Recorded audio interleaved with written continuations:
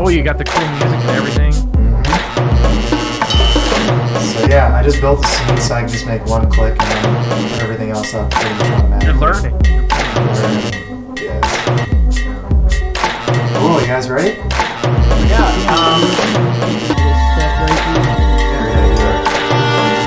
Great. We had some good banter there about the live show, so I'm going to try to recreate that magic a little bit, and I like the time to chit-chat a little bit at the beginning before introducing it, so. Yeah. 'Cause that's like modern podcasting, right? We don't have to be radio. We're not DJs. Hashtag modern podcasting. Modcasting. Come see my webinar. Yep. Is your fan gonna show up tonight? So that is something I didn't really think about before I press live, but Yeah. Chris has a Twitch stalker. Oh, cool. Which is kind of flattering, right? We have like a fan and then a bunch of sort of auxiliary listeners. So this weekend I did an improv show and people from my home state of Indiana, like a college group, came and saw it and they were like, "Hey man, you guys are great." And I was like, "Yeah!" yes. Dude, all it takes is the one person, and it just feels so good. It does. You know? And we make this joke that we only have one fan, and we probably only do, except for now, like, Chris's number one fan has been grafted onto Loose Cannon, although she did say she doesn't watch Star Wars. But we have one fan, her name is Anna Lee, and we always make fun of, like, how modern marketing companies, like, when they talk about, like, if they have a female demographic, they don't say our audience, they just say her. So, like, when we say, like, well, our decisions have to make sure they affect her in the correct way. Like, when we say that, we actually are just referring to one woman. So Right. Not like the hypothetical customer profile. yeah, her, like, Our persona. Suzanne. No, we really mean just the one person. No. Right. Like she has like a social security number and a blood type and a birthday. Which we don't and all know. that. We No, don't no. Social Security, no, time out. Anyway, yeah, if you're a longtime listener, you've heard us have that joke a lot of times. So thank you for going through this. But so before we do introductions and whatnot, but there's a kind of an uncanny meeting of the minds that happened a couple weeks ago. You guys actually, Chris and Mike, have met each other but didn't know it. Right. I felt like I was like this guy. I don't know why, but there's something about him, you know? I feel like I might see him again sometime. Sometime real soon. That's funny because my podcast co-host and I met doing a different Friends podcast together, but You guys do a Friends podcast? Well, we didn't know each other, and that podcast doesn't even happen anymore. But we were started just off both together? cast on that episode, and then like a year later, we made an improv team together, and he was like, "Hey, we've met before," and I was like, "We have?" So it started off really good. I'd actually rather do a Friends podcast. No offense to Star Wars, but let's do it. I want to do it. Did you guys just like watch episodes? I'm sorry. I should rephrase. It was one of our friends had a podcast. It was a Friends podcast. Sorry. I thought you were talking about the hit NBC TV show from the early to late 2000s. Yeah, right. I would venture to guess that there are almost as many Friends podcasts as there are Star Wars podcasts. I really doubt it. Have you searched Star Wars on Stitcher or podcasts lately? Yeah, no. Upsetting. Yeah, it's a lot. So, yeah. I actually thought you were talking about just like you and your friends had a podcast about your friendship.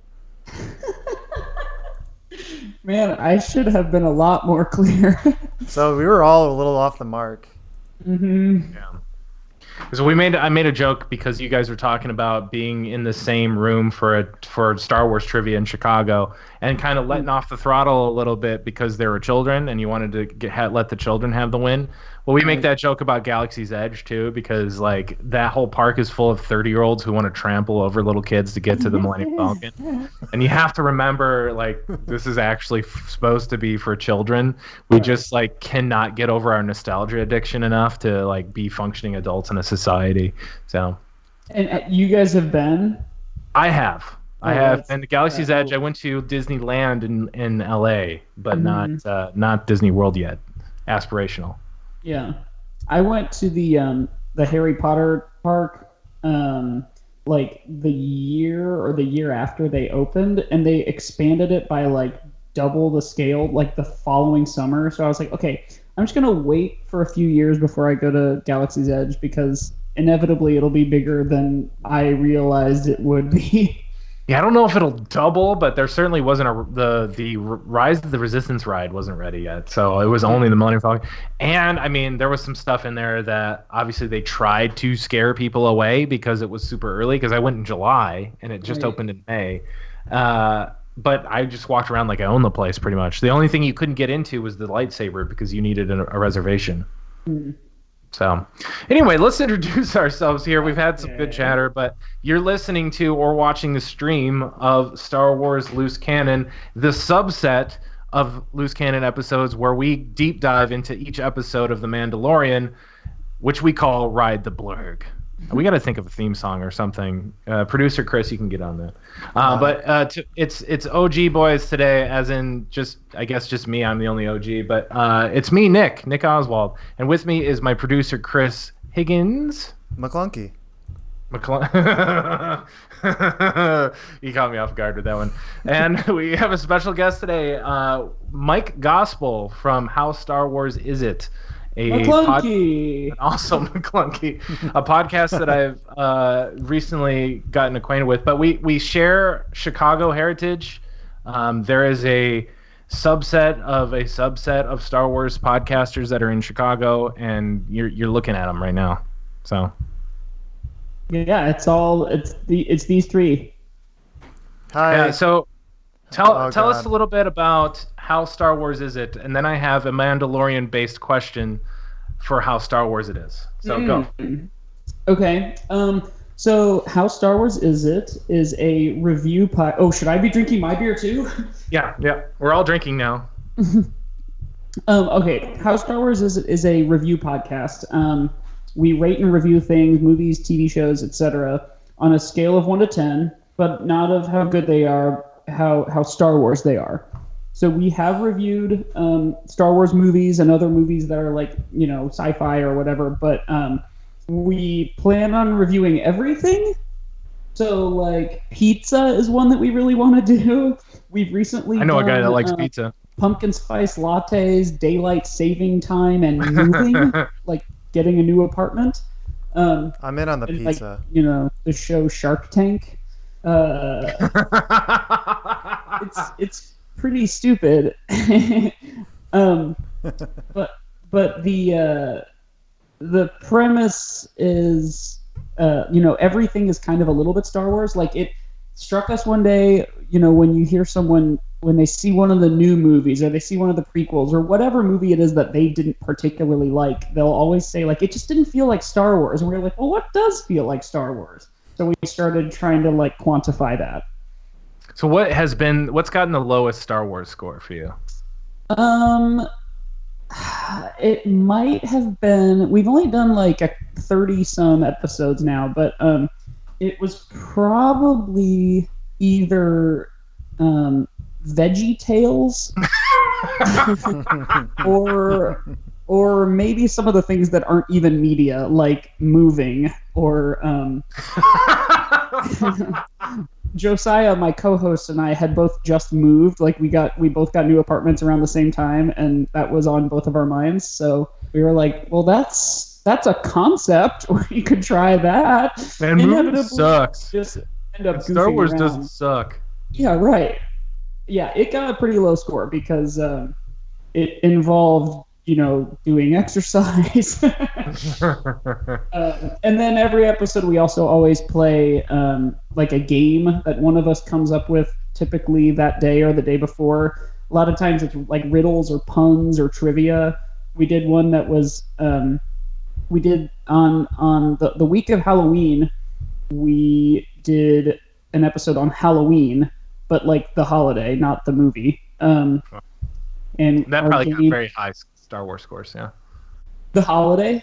I honestly don't remember, but the game we played was like pun costumes. Like I described a costume in all of its pieces, and then he had to guess what the Star Wars pun was. For example, the first one was an old space wizard robe, a lightsaber, a surgical mask, and ultrasound equipment. And that was OBGYN Kenobi. Oh. Yeah, it's a bad show. Well, our recurring joke is that the Emperor has a secret stash of Red Bull and is pretty much a 16-year-old kid. So, you're in good company. That works well because we have a joke about the Emperor as well. It's more of a would-be animated cartoon from the 90s that we stumbled upon, the Palpatines. So a 16-year-old Emperor would play right into the Palpatines. That sounds almost like Palpatine Hunger Force. Yeah, that's yep. Is that something? That's a something now. Okay. Right now. You didn't say Palpa and the Teens, did you? Mm-mm. Okay. Palpatines. No, I thought that might have been an interesting band name, maybe for the 80s. Yeah, that's good. No, I'm just anything and the. I was on an improv team for a long time, and I suppose we're still together. We just haven't done a show in over a year called J.D. Dinkelman and the NBA All-Stars, just because it's long and cumbersome and a pain in the ass to say. I feel like I don't even want to try to say it once. So, we are actually here to talk about The Mandalorian Chapter 3. However, because you're new to us, at least to this show, let's give you some space to let the first 2 chapters breathe and tell us a little bit what you thought about the run up until this point.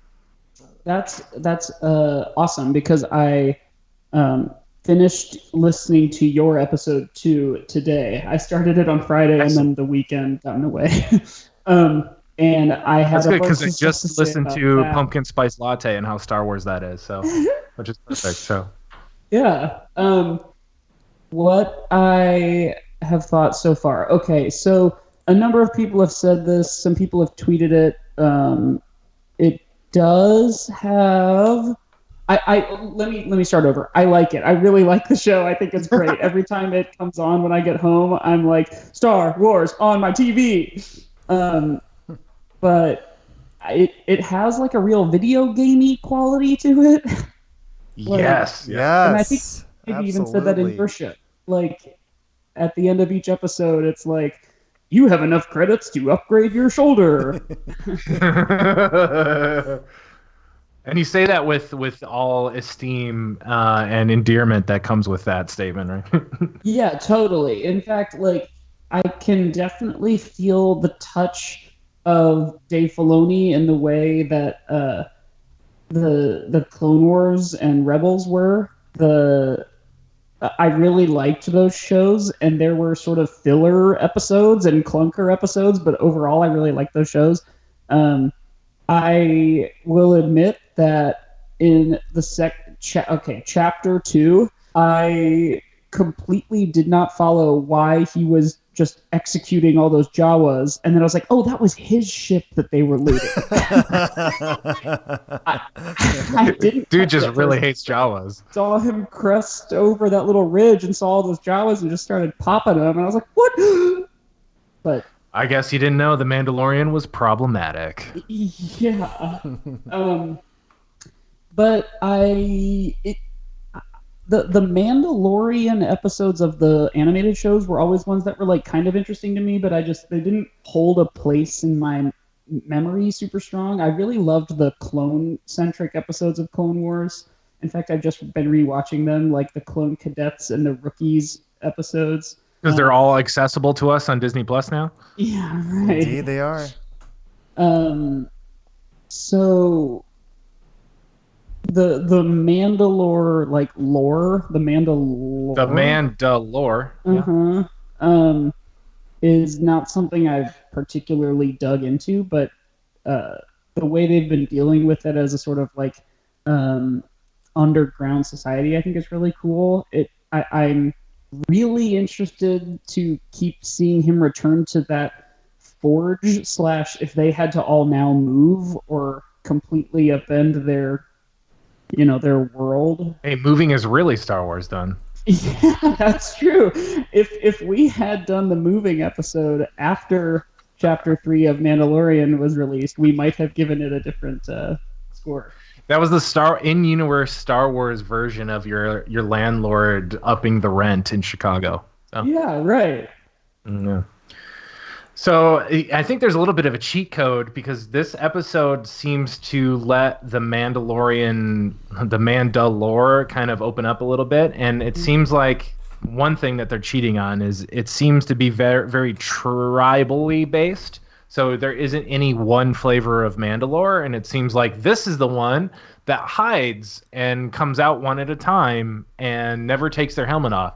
Because I believe in the animated series they take their helmet off frequently. I think even Sabine from Rebels, she's a real Mandalorian, but is frequently without her helmet. So right. To me, this seems like maybe a new offshoot. Maybe this is kind of to tie into Watchmen a little bit. They passed the Keene Act. So they have to have masks on because they have to conceal their real identity. Because one of the things that we speculated, Chris, is that we think that maybe the Mandalorian's name is a spoiler itself, and that's the reason why this show is called The Mandalorian. But now, and I'm starting to kind of drift from that. Now I'm thinking that perhaps the Mandalorian is the name for the champion of the Mandalorians, the guy who gets to go outside, essentially. So, like, when you say you're the Mandalorian, then you're the one that's anointed to be able to, like, get fresh air. Make a run for groceries. That theory. Someone, I think it was Alex Robinson. Do you watch Star Wars Explained on YouTube? Great channel. Oh yeah, Alex, you're mixing. This is one of the best mix-ups I've ever heard. Alex Robinson is the host of Star Wars. That's right, of Star Wars Minute, which is the original name of Alex Damon's YouTube channel. And they actually, I don't know who told them to change the name, but Star Wars Minute was being confused with Star Wars Minute, the podcast. So now it's Star Wars Explained. So that was like a really cool Freudian slip there. Which is funny too, because my co-host's last name is also Robinson. So I'm sure it's just all a mush in my head. I just actually'd you based on content.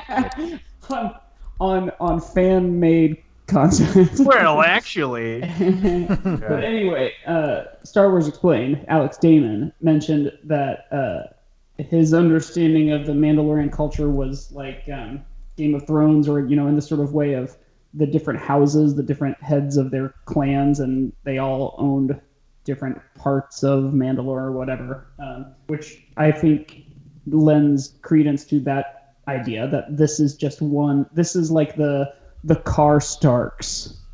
Oh, that one of them. It is one of them.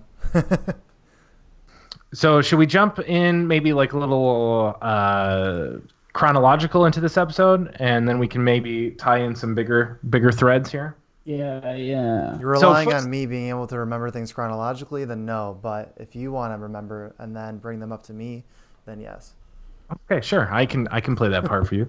So the beginning answers a question that I don't think I've brought up on the show, but I've really been waiting to see because it seems really awkward. Is yes, the Razor Crest has hyperspace abilities, because it seems like whenever he's driving, he's just kind of going at like a slow pace and just sort of chugging along, especially when he has Horatio Sands glands.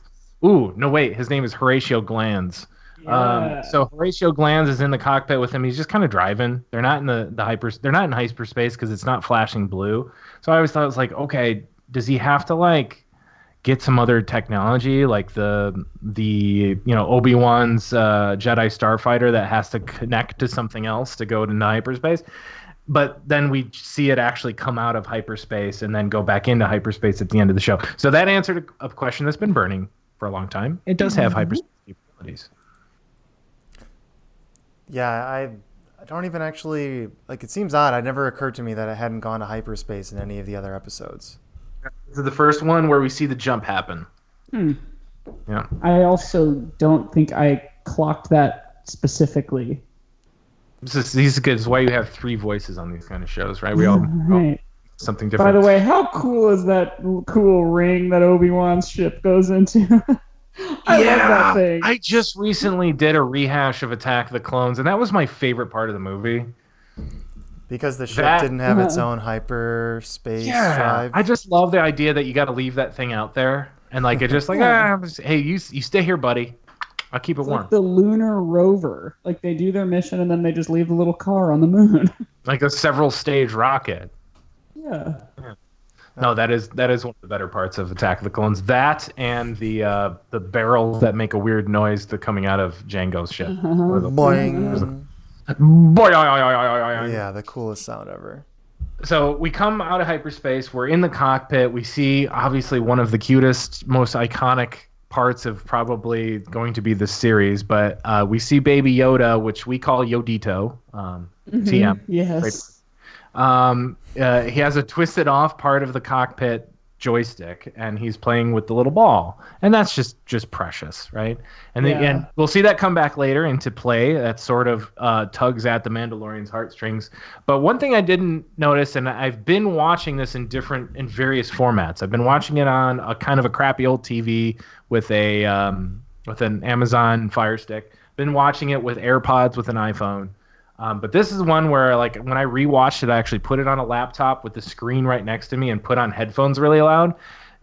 Baby Yodito will make some really great little noises. And so if you haven't listened to The Mandalorian with some good set of headphones on, I highly recommend that you do, because there's good little baby noises in there. I will do that. Yeah, it actually sounds just like a little human baby, but it's really cute. It'd be great if they like really did a Frank Oz doing a human baby, like, "Hey, I'm a baby." Goo goo gaga. I also wrote down a note about that little ball at the end of the lever.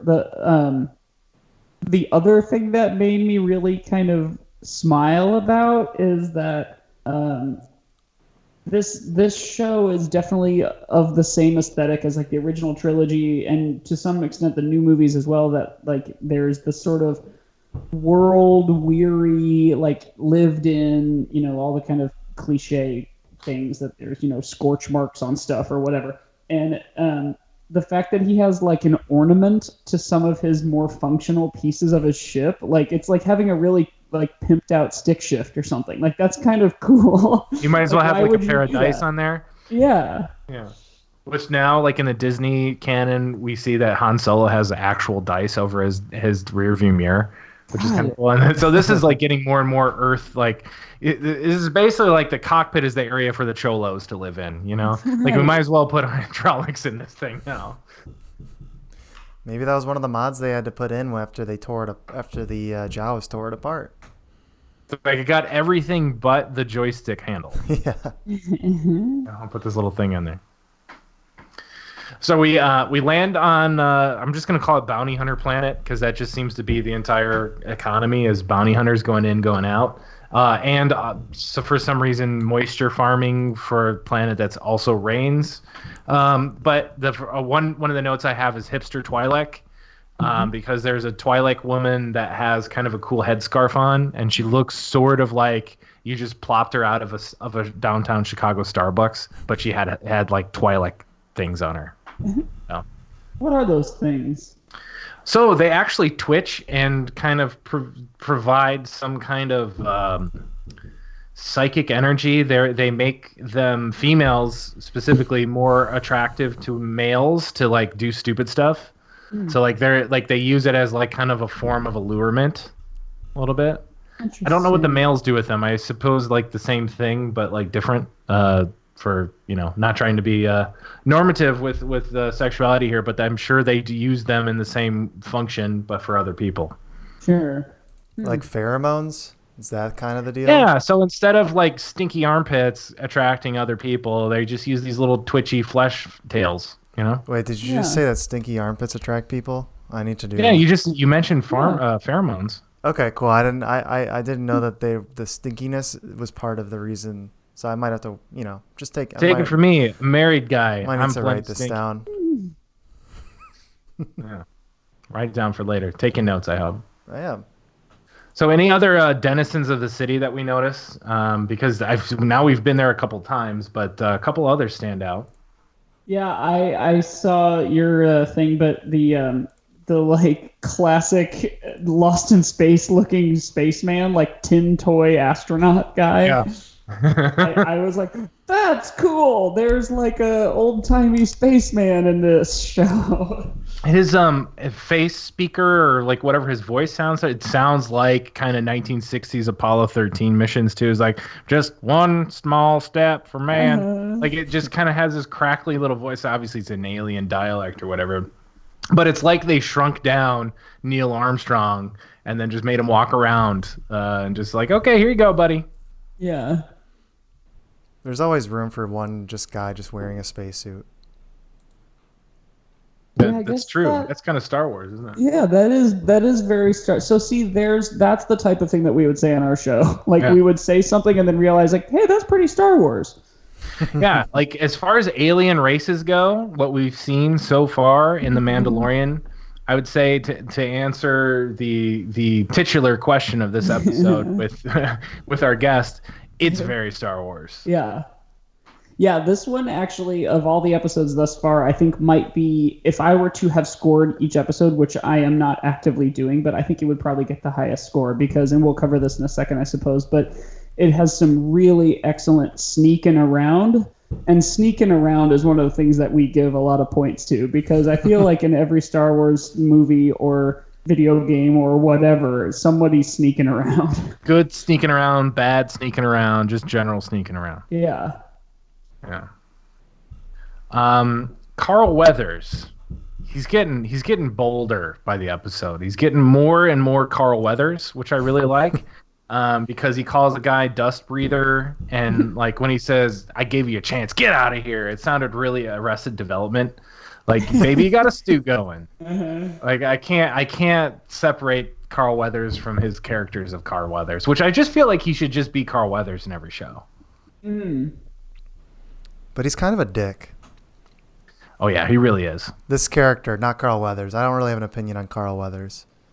Oh, I was gonna say, like, you got some bad experiences with Carl Weathers? Hey man, I don't want to talk about it. Last time I saw him, I said, "Get out of here." No, I wish I had the ability to do that. Just at any location, if I said something like that, "Get out of here," people would be like, no. Or like just somebody speaks to you in a language that's not English, and you're just like, "I told you, you had your chance. Get out of here."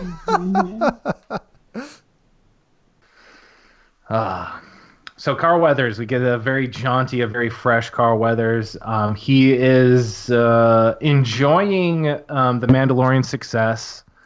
And says, I gave the fob to a bunch of people, but you were the one that did it. And fast forward, this was a little bit, because they tell this in a couple minutes. But one of our questions in the show was, who are these fobs from? Everyone's going after Baby Yodito, and they seem to be getting different directions. One is kill him. The other is don't kill him. And then it seems like kind of Werner Herzog is giving the same kind of direction differently because he doesn't seem to care that Yodito might die, whereas Dr. Pershing does. And then that answers our question because I thought maybe there was different people going after Yoda, and Werner Herzog says, "Yeah, you was the one that pulled it off, though." Yeah, that's interesting. What would be the motivation behind giving different people different instructions? Like, did he underestimate most people and saying like, yeah, you can bring him back dead, and then he gave the Mandalorian the mandate to do his best not to bring him back dead because he knew he had a reputation of being adept? Yeah, it seems like we are getting towards a point where we don't really know the motives of this group.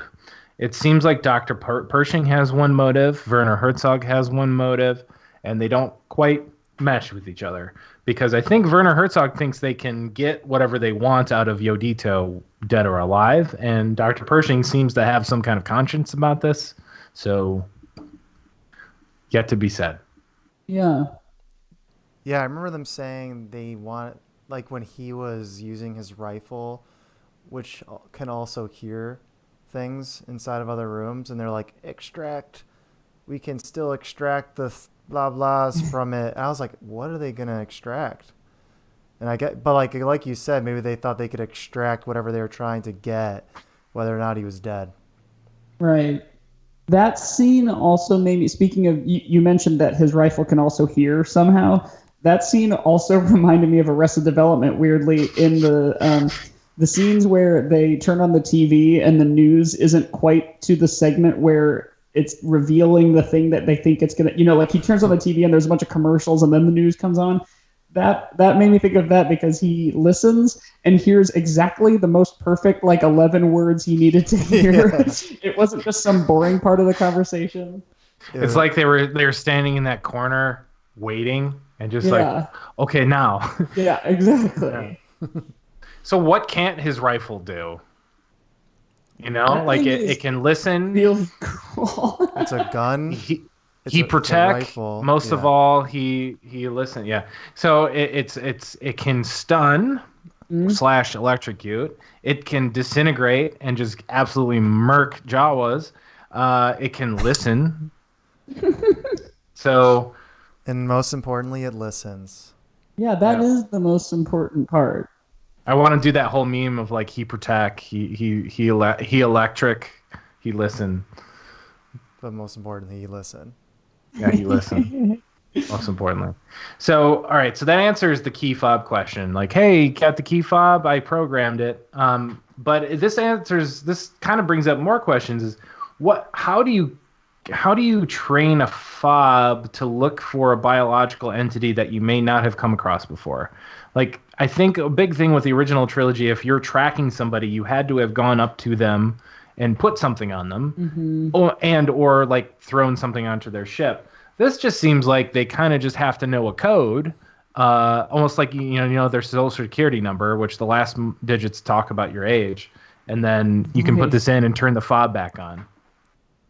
Yeah, that's a good point. I was thinking that too, because the second he took Yodito out of the clutches of the baddies, everybody's fobs kicked back on, and I was like, oh, okay, well, so it's not like there was a physical tracker on him that stayed on. I suppose that could be the case. They could have well, I guess that doesn't make any sense. How would you, if you wanted to get somebody and you were able to get a tracker on them, why wouldn't you then just get them? So yeah, it must just be you can type it, you can use Cerebro and find a specific person out there.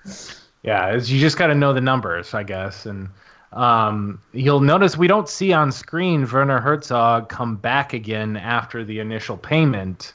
Good point. So he might go to the fob machine and turn it back on. Mm-hmm. So I guess I'm a little confused about this fob. So it has something to do, how is it initiated? Is that kind of what you guys were just discussing? How does it get to that point? Because how can you have this tracker that just goes beep, beep, beep, beep, beep. Oh, we found it. You're saying it had to have started. They would have had to have a source or some kind of place to get it in the first place. Okay, I think I see what you're saying. Question for Mike. The word fob, how Star Wars is it? Interesting. Because it definitely is sort of an earthbound word, like a key fob. And a lot of Star Warsy words have kind of earthbound sounds. I'm thinking of hydrospanners or repulsor lifts. They're usually combined with a word we would know, and then they spin something else into it. Yeah, right. So that feels, and they say puck too, which puck is an even more specific earth word because I think it comes from hockey. I don't know if puck was a word before hockey.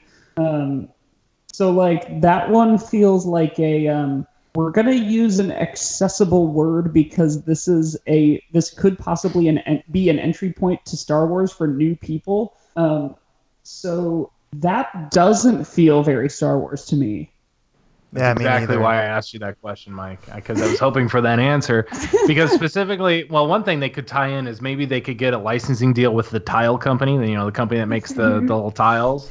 And just you lost your baby Yoda, here's your tile fob. Yeah. and they have to have And then an it would be accent real like Star that. Wars. Monetizing like mundane things is very Star Wars. That is incredibly correct. Yeah. The word toyetic is something that I learned at some point, that, like something lending itself to becoming toys or whatever. That's a 10 on the Star Wars scale. Yeah, absolutely. That's from 1977 onward. That's very Star Wars. Thank you, George. Yeah. So Mandalorian is successful. He comes back out. He brings the baby. They're all excited. They say yes very creepily several times. Yes. Yes. Yes. And then all of a sudden it's who wants ice cream? Yes, that was okay. So I wrote this in our thing here, but I had my phone out to take notes while I was watching this episode specifically because I knew I'd be talking about it. I wrote down Beskar Steel comes inside of the Wilro Hood ice cream maker. And then the next note I wrote was during the credits, and I just wrote, I guess I really got like wrapped up. Didn't write anything else down. If there was one note you take during this episode, it's who wants ice cream? Yeah, it does. That feels super Star Wars to me. Yeah. Because it's something that sharp-eyed fans saw in 1980 or whenever they were watching it and rewatching it on, videotape or whatever. But and then it became its own whole thing, like in the way that they made the whole movie Rogue One. The idea that you see inside one of those is very Star Wars. Do you know about the running of the Wilro Hoods? I don't specifically. I know that there were a whole bunch of them this year at Celebration. Is that Yeah. something to So that's a thing that they do at every Star Wars celebration where they coordinate with each other. I think there's probably a Facebook group, and they have the jumpsuit on just like Wilro, and then they run around with ice cream makers that they've redone, and they just yell ice cream as they run. Ice cream, and they run around the convention. And now they've kind of been grafted on to the guys that wear the pink shorts from Tunisia that were doing like those guys run around with them now. So it's like these random background characters. So now they have to have like a German guy that like serves like blocks of metal out of one now. Yeah, right. That's just like that kind of thing is my absolute favorite part of being a fan of Star Wars is knowing and then meeting other people who know just like weird, stupid crap like that. I had to ask the pink shorts guys, like, what the hell are you? Yeah, I didn't know what that was either. And then I saw some, side-by-side shot of someone at Celebration and the original boom mic guy. I saw a guy, he might have even been with a bunch of other Wilro Hoods, and he was dressed as an ice cream maker, and he was holding a little doll of Wilro Hood. It was a vice versa. It was kind of a Rick and Morty. Like you're in the universe where ice cream maker runs with Wilro Hood. Yeah. So that's gonna be a mainstay now. So let's go into something I found out today. But did you guys catch the word Camtono? Mm-mm. No. So later on, when our titular Mandalorian comes out to visit Carl Grief Weathers again, they talk about like Carl Weathers is like, come on man, do vicey things, like go see a prostitute or maybe do some drugs. Hey, come on, I'm cool, Carl Weathers. Like he says, go take a Camtono of spice. And that's just like seems like a really weird throwaway word. So anyway, people because the internet exists, they go and find out what a Camtono is, and the Camtono is the name of the ice cream machine now in canon. Wow. What? Go a step deeper. Camtono is from a viral video from 2 years ago where a little girl, like maybe like a less than 2-year-old girl, cannot say the word ice cream. And when her dad says, say, I love ice cream, she says, I love Camtono. Wow. That is now canon. I love that. I love the internet and I love Star Wars, and nobody can tell me that sucks because that's amazing. Yeah, no, that's really cute. Wow. So Camtono is now the word for the ice cream maker that's actually some kind of like locking mechanism for something good. Either your ingots of steel or apparently space cocaine. Now, I've said this before, I think probably on our podcast and also just like in life. I know the name Wilro Hood and like what he looks like and that he's carrying. Now I know the word Camtono. Why do I know that? Why don't I know all the presidents or like when wars happened? Or like, you know, about my that own stuff. career. Like why don't I know like things that will help my life and Right. my career, but I know this one, right? Yeah. You can't But do a it's podcast just, it's about like that. no, right. And it's like a weird drug. Like learning some little bit of trivia just makes me so happy. The heart wants what it wants, you know? Yeah. Go ahead, Mike. Oh yeah. So I don't know if we're jumping the gun here. So after that, does he go and take all the Camtono full of goods to the forge place? Yep. So He goes back to the Mandalorian. Okay, are you guys more video gamers than me? Like, what's the name for things in like GTA? Like when you go to the safe house, right? Right. It's Like, actually. you go get your I'm gonna do an actually. Well, actually, to Please, you. well, actually, me, Chris. I'm not even gonna know the actual name, but it's more like an MMORPG where if you're with your party and all three of you just got done with a quest, you're all gonna go to basically the loot area, and you're all gonna customize your own classes, and that's gonna take about 20-30 minutes, and then you're gonna resume the game again. So right now, the 20-30 minutes where you're not playing the game really, but you're just customizing your class, like that's kind of what it's happening right there. There's no good name for that? No, there think is a the name word for it. I might just be, can't really. Nothing's it- coming to mind. Is it Pokemon Center? Pokemon Poke Center Center. was not bad. Poke Center. Poke Center is not terrible. Yeah, where you go to heal your Pokemon. If one thing happens in me being a guest on your show, I hope it's that you start calling that the Pokemon Center. So they go to the Pokemon Center, they heal up. So Mando goes back to the Poke Center. Yeah. And Nurse Joy makes him some shin guards. Well, because you know when you go to the Sure. Poke Center, and I haven't played the new one on Switch. Hopefully this still happens. But they take a tray of your Pokeballs and they put it in like a microwave behind the counter, and they kind of hop, which is not unlike what the Beskar steel ingots do, because she puts it in a tray and kind of puts it on these like jet fuel like blue flames that sound awesome. And they kind of hop a little bit and bubble. So the comparisons to a Poke Center are really lending themselves So here. if we were doing just a little mini episode of how Pokemon is it, that would be points for it. Yeah, how Pokemon. Pokemon. All right, we're gonna start an offshoot podcast called How Pokemon. Just Is because Yeah. I would never live with myself if I didn't actually come up with a better word to describe that for an RPG. It would be the armorer. Like that's pretty obvious. I don't know. In like a fantasy RPG, they would just be considered the armorer. Boring answer, but probably true. That's really accurate because that's what they're doing in there. Yeah. But where So we- I was going with talking about that space, this might be the most lukewarm prediction ever, but his signet is going to be the little Yoda head, right? Oh my God, I didn't even think about that. It has to be. Like that's the only other like thing we've seen consistently so Number far. one, Dad. And also, it's causing the rest. It says it's number one dad, but it says it in Arabesh, and we have to like somebody on the internet has to break that news to us. I think that episode 8 is gonna end with like, I guess your signet has been revealed, and then he walks out and he's got a Yoda head on his chest. Yeah.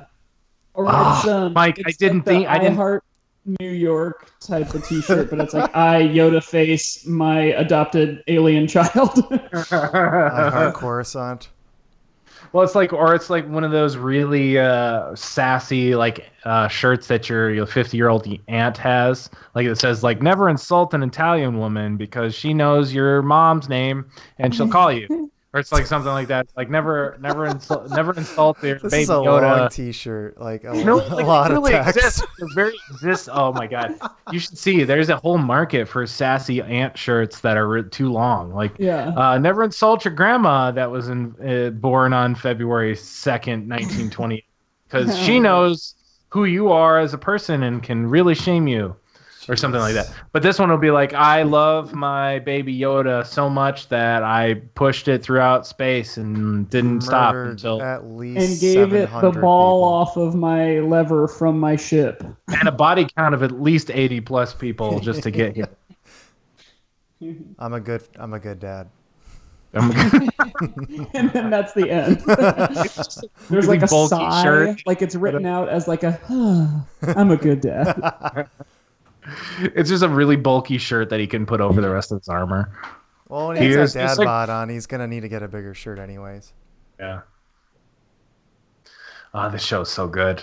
Thank you, Star Wars gods, for this show. This was a really fun episode, if anything. Like, the action was pretty over the top, I have to say. Even kind of for Star Wars. But the Western vibe just, like, continues, like with the shootouts. Yep. So the sneaking, lots of sneaking, like Mike said. Sneaking throughout the shed where the stormtroopers are hanging out after the listening rifle hears what they're about to do. And then we get the probe droid coming in, about to stab our Yodito, and he's like having none of that. And what are they gonna extract from our baby boy? Yeah.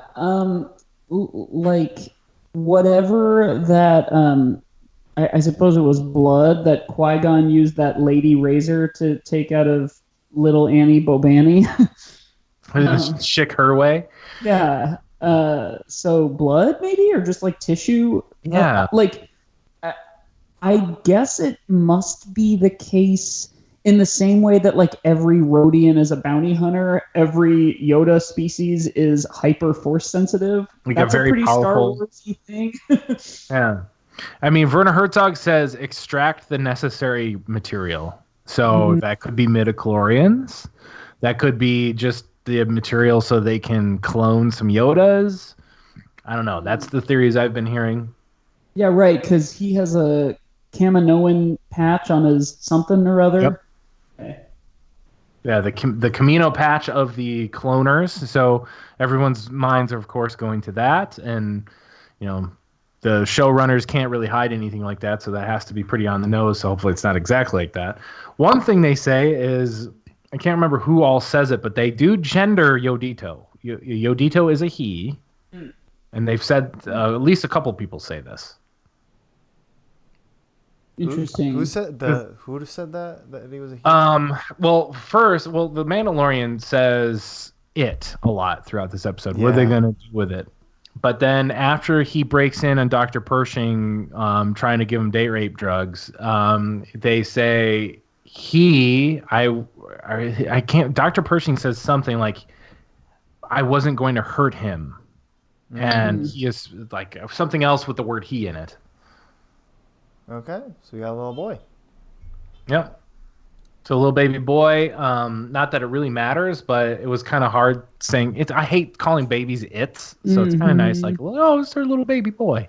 A boy Yoda. Yeah, a boy Yoda. Oh, that's up there with Yoda. You just call him like Corolla.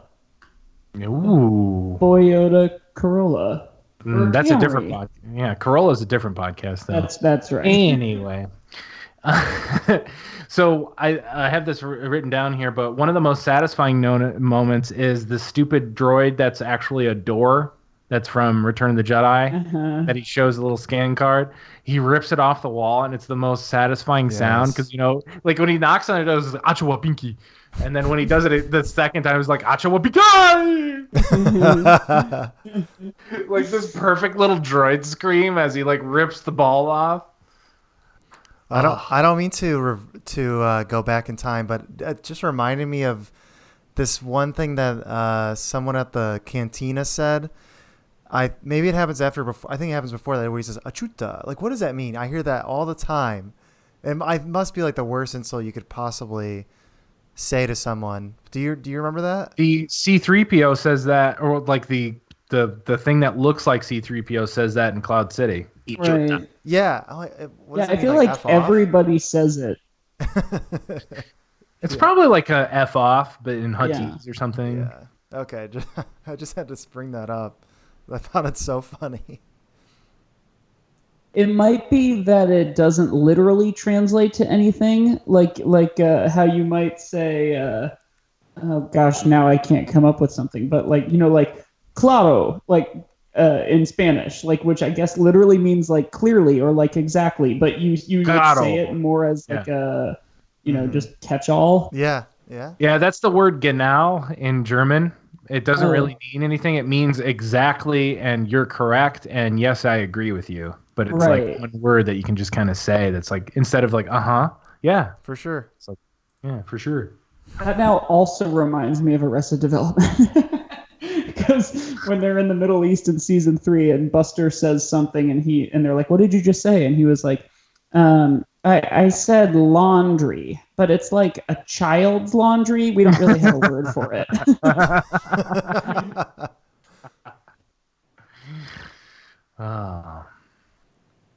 I love, speaking of language and that little scanner door droid thing, that C-3PO, in his confidence throughout the movies as being such an adept translator, kind of stutters his way through Huttese and says like, "Atu de Toa," which like means the first two is unchanged, but the second two is like gendered or something.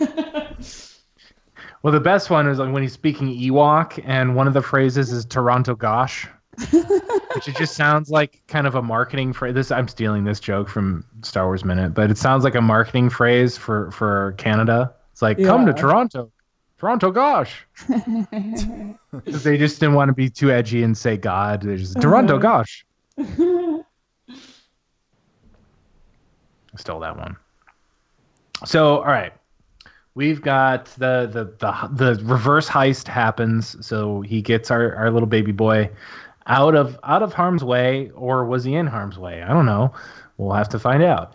And this is where it starts to get kind of foggy, because he's breaking bounty hunter laws or guidelines, I don't know, rules of thumb, by first of all asking questions about what's going to happen to Yodito, and then second of all by undoing his bounty and basically stealing from Werner Herzog. And then the bounty hunter guilds is not having it, and of course all their fobs turn on, so maybe they're just a little bit, they're not really caring about the rules so much, but they want to go get their own bounty. But why exactly would the Mandalorians come to his rescue? I haven't quite figured out the logic behind that. Because to me, and maybe I'm reading too into this because I don't know enough Mandalorian lore, Mandalore.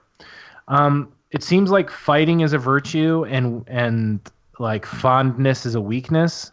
And so the fact that he brought a bounty back and feels bad for that bounty, be it a child, it seems like that would be looked down upon. Yeah, I don't know. Maybe like another one of them was out in the open or able to somehow see that things were going awry and was able to just be like, our boy's in trouble and he's our guy first before anything else. Like blood runs thicker than water or whatever. Like let's go help our boy. We hear the phrase, "This is the way," but we're like, what is that? What is the way? They seem to use that. There's another phrase that sort of means anything. Like they sort of seem to use that to mean a lot. I'm gonna start saying that when like something's really illogical and somebody's really messing with me. It's like, hey, why are we doing this? No, nobody should do this. I'm like, this is the way. It's kind of like YOLO. I have spoken. Yeah, it's exactly like I have spoken, right? It is getting these little platitudes here from the show. Yeah, I don't know. What do you think? How did they know he was in trouble? Does maybe those cool Iron Man things, the whistling birds, is that what it was called? Um, the little Hellfire missiles that shoot out of his wrist gauntlet. Like, does firing those trigger like a beacon or something? Like, I'm guessing something's tied to his suit, maybe that alerted the rest of the gang to come help him. or there's some kind of surveillance system for this little bounty hunter town that they're in, and they're just kind of watching everything. And they're like, Oh, that's interesting. Yeah. But time will tell, like, what's going to happen. Like, were there consequences to this? Because he does tell them, as I alluded to earlier with moving in Star Wars, is they're going to have to change the covert. They called it, like, you're going to have to move the covert. And then he just says, this is the way. And they're like, yeah, this is the way. And so whenever I can't explain something, I just go, this is the way. Yeah. And then that means that they're inconvenienced for a while because he's going back on a bounty. But they also have an affinity for lost children because, alluding to the idea of foundlings, because they keep setting aside things for foundlings and the flashbacks to him as a child. So perhaps they have a soft spot for children? Yeah. Yeah, that also really lends itself to the Western thing. Yeah. Because he shows a little bit of shame when they talk about his signet. And it was like, well, what did that damage? He says, the Mudhorn. And then I was like, all right, well, it's going to be a Mudhorn. And he's like, well, no, it wasn't a pure kill because my enemy helped me. And my enemy was a baby. He didn't say that, right. But my enemy was a baby Yoda. And it's because I wish he would have said that, because maybe she would have said, oh, you're singing it's a baby Yoda. And it would like everybody laughs. That'd be hilarious. They go, oh, baby Yoda. And, right, like it's like a big tough guy being called tiny. Yeah, right. Like he gets a reputation in the galaxy as being baby. Exactly. Huh. Yeah, I think it's time will combination tell too, a little bit. Like honor among thieves, honor among outlaws, a little bit. Like you were saying, that Western theme. But the Mandalorians love to fight. I mean, maybe it's just like, hey, that's one of our guys out there. I mean, I don't love him, but I really don't like those other guys. So F them. Want to do? It's like when you have siblings. I don't have any siblings, but I've been told that, like, when you really hate your sibling or you're making fun of your sibling all the time, but someone else makes fun of your sibling for that same reason, she's like, no, I'm the only one allowed to. Yeah. Mm-hmm. Yeah, you're not allowed to come in here.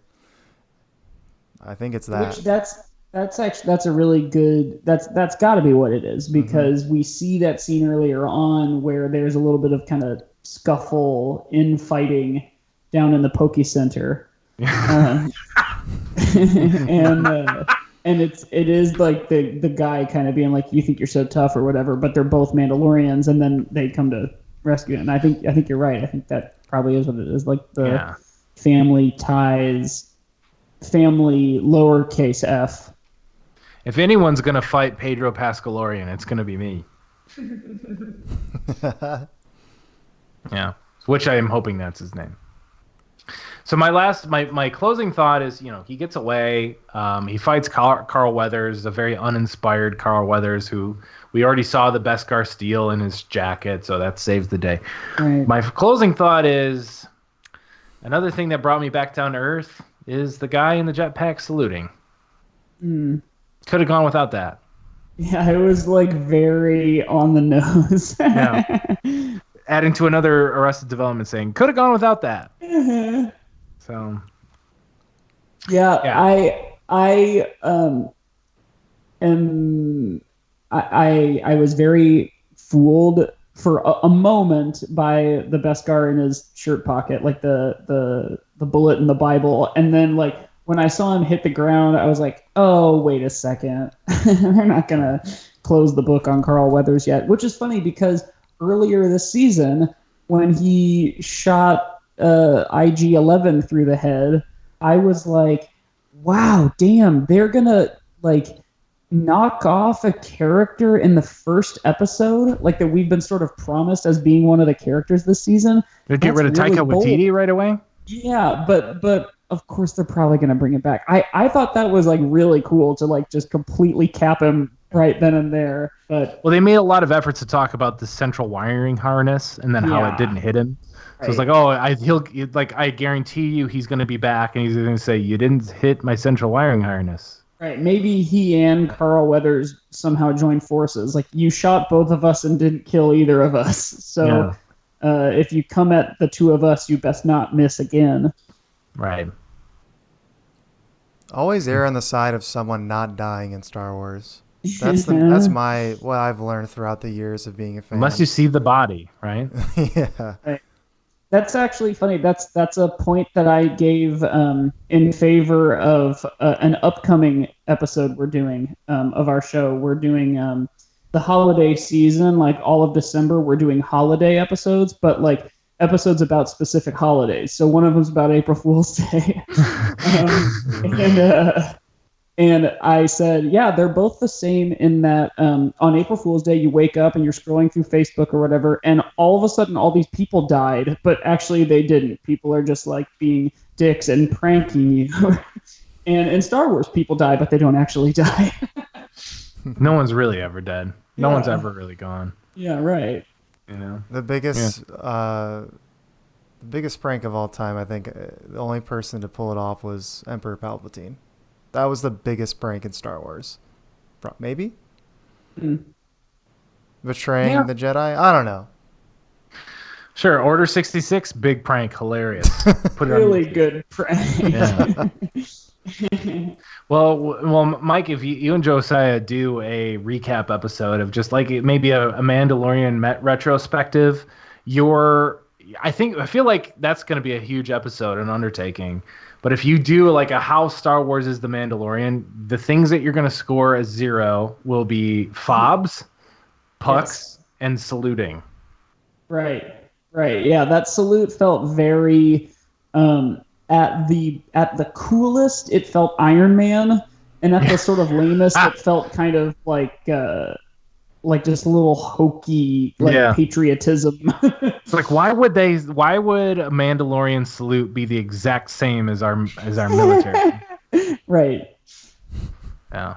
And then, but you're right. Like, the points for it would definitely be the sneaking around. It feels very Star Wars video gamey, Star Wars comics, which we count, like our thing that we try to say in every episode, and we've kind of forgotten to lately, but if you were to take everything Star Wars, like if it has the title of Star Wars somewhere in its name, and I'm including like fan films or like toys or calendars or whatever, and you took them all and you boiled them down in a pot and you made like a distilled Star Wars chili, that's a 10 out of 10. So like, if you compare, even just any one Star Wars movie to that platonic whole that is Star Wars. Well, now I want this Star Wars chili. You've got me. It sounds good, right? Yeah. Well, that's as any place as any to stop and wrap up and say, "Wow, I think we've really solved this one, guys." I think we got to the bottom of it. Got to the bottom of the saluting. So, in short, what is the way? We've been told what the way is, but we're still not quite sure. I think it's a fastball song from like the mid-90s. Where were they going without ever knowing the way? Yeah. Don't you know that the road that they walk on is paved in gold? That's what I'm holding out for. I'm thinking the end of episode 8 or chapter 8 or whatever the last episode of the season is. They stamp the Yoda head onto his armor, and then end credits, fastballs the way plays. Yeah, exactly. I sound crazy now, but just you wait. Yeah, I mean, Jon Favreau is definitely a product of the 90s. So, yeah that's like he was. I would say Favreau was in his prime, but he is now producing a Star Wars show. So I think right now he's probably in his prime.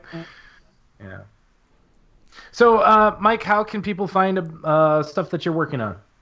So you can definitely find How Star Wars Is It. It's on Twitter and Instagram at How Star Wars Is It.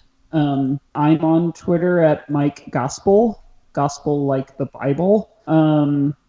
I'm also a That's Chicago. The truth. Yeah. Hell yeah. I'm also a Chicago improviser and actor. I do music improv a lot in both Anarchy, the improvised rock opera, and Baby Wants Candy. Anarchy tends to be at the Annoyance Theater, and Baby Wants Candy is at Second City. And I do a bunch of other improv too. Cool.